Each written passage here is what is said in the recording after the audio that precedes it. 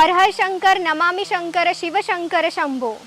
ओम नमः शिवाय. मित्रमैत्रिणींनो, कसे आहात सगळे? मजेत ना? मी अपेक्षा करते की तुम्ही सर्वजण चांगलेच असाल आणि काळजी घ्याच. स्वागत करते आजच्या व्हिडिओमध्ये.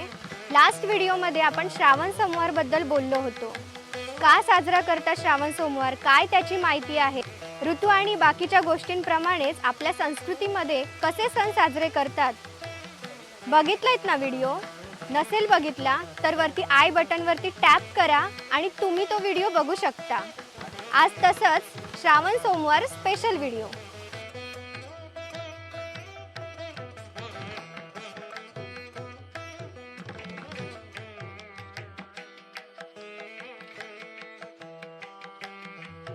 चला तर मग सुरू करूया आजचा ब्लॉग. नमस्कार, मी प्रतीक्षा सुतार तुमचं सर्वांचं स्वागत करते आपल्या आवडत्या प्रति कोकण ब्लॉग या यूट्यूब चॅनलमध्ये.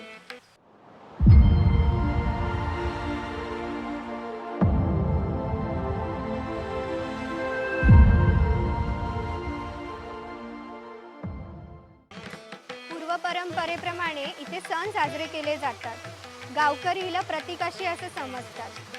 जसे आपण काशी विश्वेश्वरांचे दर्शन घेतो, आधी गंगा स्नान करून श्री काळभैरवांचे दर्शन घेतो आणि मग श्री काशी विश्वेश्वरांचे दर्शन घेतो, तसंच इथे या वाहत्या गंगेप्रमाणे या ओढ्यामध्ये स्नान केले जाते आणि मग काळभैरवांचे दर्शन घेतले जाते आणि मग श्री विमलेश्वरांचे दर्शन घेतले जाते. म्हणून ही प्रतीकाशी.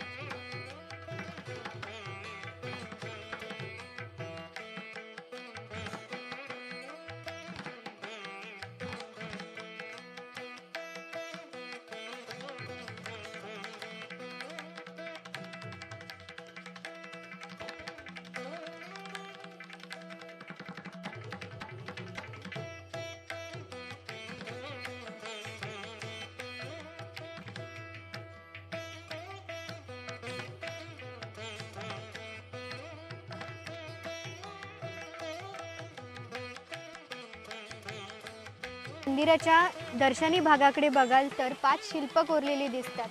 मध्यभागी ब्रह्मदेव आणि त्यांच्या दोन्ही बाजूला भगवान विष्णू आणि महेश आणि त्यांच्या बाजूला हनुमंत आणि गरुड आहेत. आणि मंदिराच्या रक्षणार्थ 2 विशालकाय गज त्यांच्या सेवेकऱ्यांसोबत आहेत.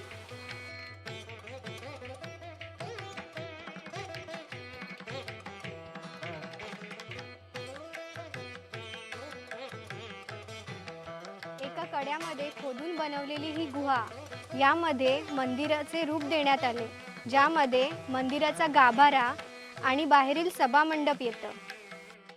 विमलेश्वर गुहा मंदिर हे एक अद्वितीय प्राचीन पुरातत्व स्मारक मानले जाते आणि विशेष आकर्षण म्हणजे या गुहेतील खडकामधून सतत वर्षभर पाणी वाहते.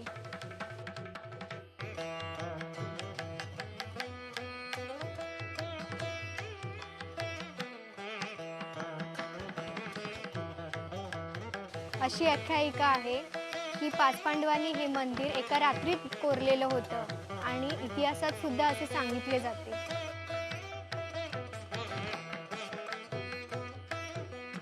लॅटराइट खडकामध्ये कोरलेले हे मंदिर प्राचीन शिल्पकलेचा उत्तम नमुना आहे. वाडा येथे नारळ आणि सुपारीच्या भागामध्ये वसलेले हे भगवान शिवांचे मंदिर.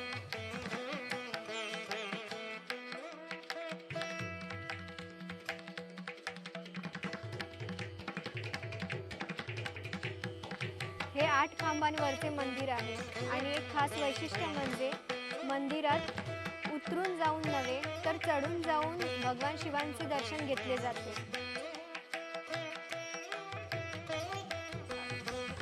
इथे 2 वार्षिक साजरी केली जातात. एक म्हणजे त्रिपुरारी पौर्णिमा आणि दुसरं म्हणजे महाशिवरात्र.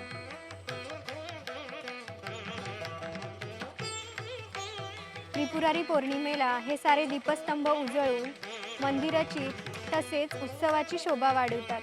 7 दिवस महाशिवरात्री साजरी केली जाते.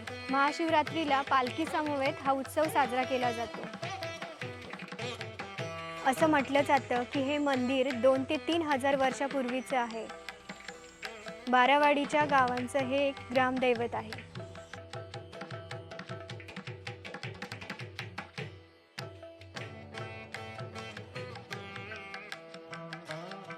आपल्या वाडागावचे ग्रामस्थ आणि या मंदिराचे पुजारी आपल्या सोबत आहेत.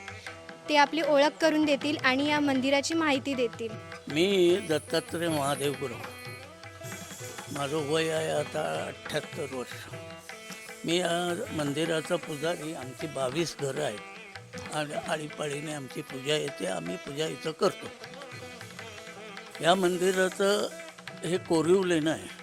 या मंदिर 5000 वर्षापूर्वीचं पांडवकालीन कोरीव लेणं अशी आख्यायिका चालत आलेली आहे. हे एक संध कातळात कोरलेलं देऊळ आहे. दुसरं वैशिष्ट्य म्हणजे असं की संपूर्ण 12 ज्योतिर्लिंग जर तुम्ही फिरला तरी पुन्हा वर चढायचं आणि पुन्हा खाली उतरायचं अशी ज्योतिर्लिंग सगळी आहेत. पण हे ज्योतिर्लिंग असं आहे की हे जवळजवळ 21 पायऱ्या वर चढून जायचं आहे आणि त्याच्यानंतर विमलेश्वराचं दर्शन आहे. अशी रचना इथं पूर्वीपासून आहे.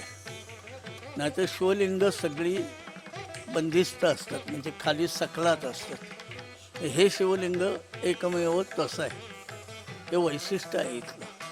दुसरी गोष्ट, अद्यापपर्यंत माझ्या कारकिर्दीत 4 वेळा पाऊस पडेना त्यावेळी आम्ही इथं संततधार 11धारेची गळती इथं लावलेली आणि 4ही वेळा पाऊस सक्सेसफुल रोजाचं आवर्तन ब्राह्मण मंडळी करतात आणि पाणीही ओततात आणि बाकीचे गावकरी भजन कीर्तन इथं करतात. तर 4ही वेळा पाऊस पडलेला आहे. महिना पाऊस पडलेला नसताना पावसाळ्यात शेतं पिकं जी शेतं करपत होती ती करपणारी शेतीला जो काय म्हणून पाऊस पडल्यानंतर त्यांना शेतकऱ्याला समाधान झालं. तर असं हे देवस्थान पूर्वीपासूनचं आहे. एका बाजूला आहे, 40 किलोमीटर हायवेपासून लांब आहे, तरेळापासून. एका बाजूला असल्यामुळं तेवढं जास्त प्रसिद्धी नाही, पण आहे ते बरं आहे. शांती आहे इथं. दर्शन अगदी व्यवस्थित घेता येतं. पिंडीवर डोकं टेकून नमस्कार करता येतो. शांत चित्ताने इथं अनुमती चांगली मिळते. इथं महाशिवरात्रीचा उत्सव मोठा होतो. त्या महाशिवरात्रीचा उत्सव दशमीपासून अमावस्येपर्यंत महाशिवरात्रीचा उत्सव होतो आणि त्या उत्सवाचा जो काही लागणारा खर्च वगैरे असतो तर गावातले कोण सोकशीन देतात किंवा आम्ही आमच्या स्वतःच्या खर्चाने ही महाशिवरात्री करतो. सगळे मानकरी गावातले एकजुटीने हा उत्सव साजरा करतात. आमच्या गावात 2 तट आहेत, राजसत्ता आणि पूर्वसत्ता असे 2 तट आहेत. पण ते दोन्ही तट गुण्यागोविंदाने इथं 6 शिवकळा आहेत. या तटातल्या 3, त्या तटातल्या 3 6 शिवकळा इथं व्यवस्थित एका पाट्यावर वाटतात. सगळं व्यवस्थित काम होतं. 2 तट असले तर ते तट असं तुम्हाला वाटणार नाही. सगळं गुण्यागोविंदान वार्षिक व्यवस्थित होतात. गाव तसा सुखवस्तू गाव आहे. थोडंसं इथं झालंय काय, पाणी बारमाही वाहत आहे, पण ते पाणी सरकारने अडवण्यासाठी काहीतरी इथं केलं पाहिजे अशी आमची इच्छा आहे. कारण पाणी सगळं वाया जात आहे, समुद्राला जात आहे, ते जाता नाही. त्याच्यामुळं शेतकरी सुखी झाला पाहिजे. पाणी नाही म्हणून शेतकऱ्याने आता 5 दिवस पाऊस नाही, शेतं वाळायला सुरुवात झाली अशी परिस्थिती आहे. त्यामुळं गाव सुजलाम सुफलाम व्हायला हवं असेल तर गव्हर्नमेंटने हे कातळावरचे बंधारे जे काय व्यवस्थित घालायला हवे तेही घालायला हवे. त्याच्यामुळं गाव सुखी होईल. गाव सुखी झाला तर परमेश्वराची सेवाही मनोभावे लोक करतील. तुम्हाला आजचा ब्लॉग कसा वाटला नक्की कमेंट करून सांगा आणि असेच नवीन व्हिडिओ पाहण्यासाठी चॅनलला सबस्क्राईब करायला विसरू नका. पुन्हा भेटूया पुढच्या व्हिडिओमध्ये.